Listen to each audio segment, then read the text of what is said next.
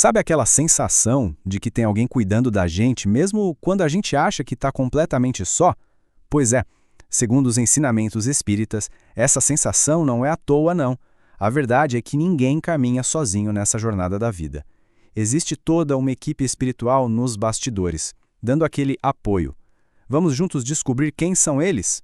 Essa é uma pergunta que, vira e mexe, todo mundo se faz, né? Principalmente naqueles momentos mais difíceis. E se a resposta para essa pergunta fosse um sonoro e definitivo não? As fontes que a gente analisou para essa conversa de hoje mostram que existe sim uma estrutura super complexa e dedicada de apoio espiritual. A gente vai mergulhar fundo para entender como essa verdadeira rede de proteção funciona. Então, para a gente não se perder, olha só o nosso roteiro de hoje. Primeiro, a gente vai entender quem faz parte dessa equipe de apoio espiritual. Depois, vamos dar uma olhada no papel específico do anjo da guarda. Em seguida, a gente vai conhecer o mentor espiritual e também os guias, que são os especialistas de missão. Aí, vamos investigar como essa conexão toda funciona na prática. E para fechar, vamos falar sobre o que significa essa parceria entre humanos e espíritos. Vamos nessa! Pois é, essa nossa equipe de apoio, ela vai muito além daquela ideia do anjinho que a gente costuma ter na cabeça. Pensa só, ela inclui espíritos familiares, sabe? Aqueles com quem a gente já conviveu em outras vidas, e também os espíritos simpáticos, que são aqueles que se aproximam da gente por pura afinidade de pensamento, de sentimento. Todos eles juntos formam, de verdade, um ecossistema de ajuda ao nosso redor. É muita gente torcendo pela gente. Ok, vamos começar então pelo integrante mais famoso desse time, né? O anjo da guarda. Mas qual é exatamente o papel dele? O que ele faz no dia a dia? Olha que interessante, o ponto central aqui é que o anjo da guarda é um protetor pessoal, sabe? Ele está ligado a nós por um laço afetivo muito profundo. A missão principal dele é basicamente amparar a alma enquanto ela se adapta à vida aqui na Terra. Ele nos protege de influências negativas e essa atenção é redobrada durante a infância, até os 7 anos. E faz todo sentido, né? Porque esse é um período em que o espírito ainda está se acostumando com o corpo novo, então fica muito mais vulnerável a tudo que vem de fora. E aqui tem um ponto bem importante para a gente não confundir as coisas. Enquanto o anjo da guarda tem esse foco mais geral de proteção para a vida toda, o mentor espiritual, ele é diferente. A função dele é mais parecida com a de um professor ou um técnico, sabe? Focado numa tarefa bem específica que a gente veio cumprir. Certo, então vamos falar mais desse treinador pessoal. Como é que ele atua? Basicamente, o mentor é aquele que acompanha de pertinho o nosso trabalho e o nosso desenvolvimento espiritual. E o que torna essa relação algo tão especial é a natureza do compromisso. Pensa só, o mentor, mesmo sendo um espírito mais evoluído, ele ainda não é perfeito. Ele também está na sua própria jornada de evolução. E ainda assim, ele faz uma escolha consciente de dedicar o tempo dele para guiar outra pessoa. É um acordo que muitas vezes é feito antes mesmo da gente reencarnar. É um ato de amor e serviço muito grande. Essa citação de missionários da luz é fantástica, porque ela mostra a profundidade desse serviço. O mentor é literalmente uma ponte entre os dois mundos, mas, e essa é a parte crucial, para essa ponte funcionar, a nossa parte é essencial. Não adianta nada ele estar lá, pronto para ajudar, se a gente não colaborar. Não é de jeito nenhum uma relação de mão única. E as tarefas de um mentor? Nossa, são muitas. Ele prepara o médium desde criança, muitas vezes ensinando durante o sono. Ele ajuda na vida profissional, dando aquela intuição, compartilhando conhecimento. Ele pode trabalhar junto com profissionais aqui da Terra, tipo um médico numa cirurgia, por exemplo. E, claro, ele protege o médium de energias ruins durante o trabalho espiritual. É um apoio completo, integral. E quando a gente acha que a equipe está completa, descobre que tem um mais. O suporte não para só no mentor.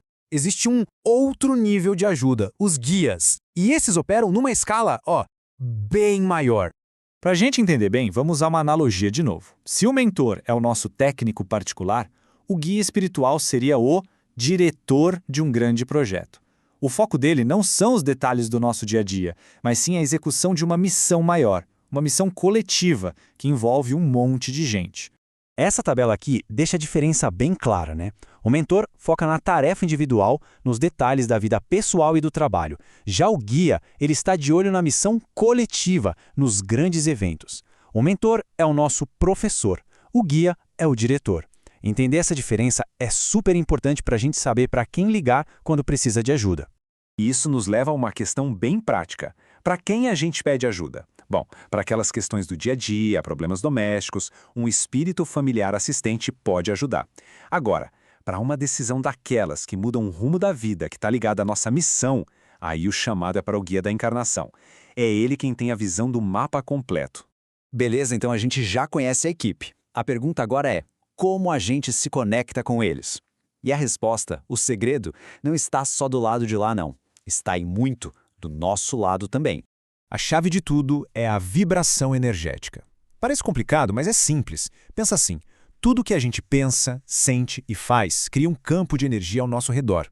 Para a gente conseguir se conectar com esses protetores, a nossa vibração tem que estar na mesma frequência que a deles. É aquela lei universal, sabe? Semelhante atrai semelhante. Não tem como fugir disso. E é por isso que a conexão pode enfraquecer. Olha só o passo a passo de como isso acontece. Primeiro, a pessoa se entrega à vaidade, à ambição, à preguiça. Com isso, o que acontece? A vibração pessoal dela cai. E aí já não tem mais sintonia. O resultado? O mentor é forçado a se afastar. E aqui é muito importante entender, ele não abandona por castigo. É que ele simplesmente não consegue mais se conectar. A frequência não bate mais. E com isso as defesas espirituais ficam baixas, desprotegidas. E aí, claro, abre-se um baita caminho para espíritos obsessores ou inferiores se aproximarem. Isso tudo levanta uma pergunta, né? Essa relação com o mentor, ela pode ser trocada? Ela é permanente? E a resposta é não, não é permanente. E os motivos para isso são vários. A troca pode acontecer por motivos supernaturais da evolução, tanto do lado dele quanto do nosso. O mentor pode, por exemplo, precisar reencarnar para continuar a jornada dele. Ou então, ele pode receber uma nova tarefa espiritual. Do nosso lado, a gente pode assumir responsabilidades maiores e precisar de um mentor, digamos, mais experiente. E claro, tem um lado negativo. Quando a pessoa abandona o caminho do bem, a sintonia muda e, bom, a vaga acaba sendo ocupada por um obsessor. Mas mesmo com tudo isso, tem um ponto que é fundamental e cheio de esperança. O livre-arbítrio é sempre respeitado. Não importa o quão longe alguém tenha se desviado do caminho, se essa pessoa fizer um chamado sincero, pedindo ajuda de coração, o mentor vai voltar prontamente. A porta nunca, nunca se fecha para sempre. Certo. Então, para a gente fechar nosso raciocínio de hoje, vamos amarrar todas essas ideias. A relação com a nossa equipe espiritual não é uma relação de dependência. É, acima de tudo, uma parceria. E esse é o ponto-chave de tudo.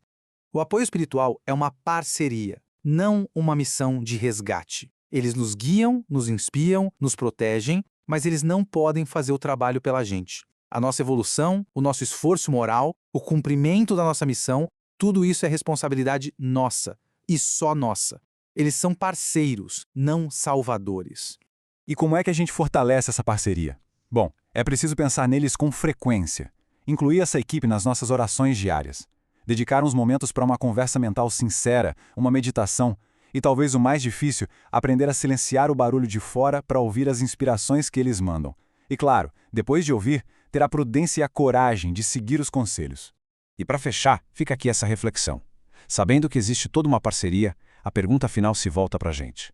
Sabendo que tem uma equipe inteira, dedicada, torcendo do nosso lado, que tipo de parceiro cada um de nós está escolhendo ser? A resposta para essa pergunta, bom, ela define não só a qualidade da nossa conexão, mas o sucesso da nossa própria missão de vida.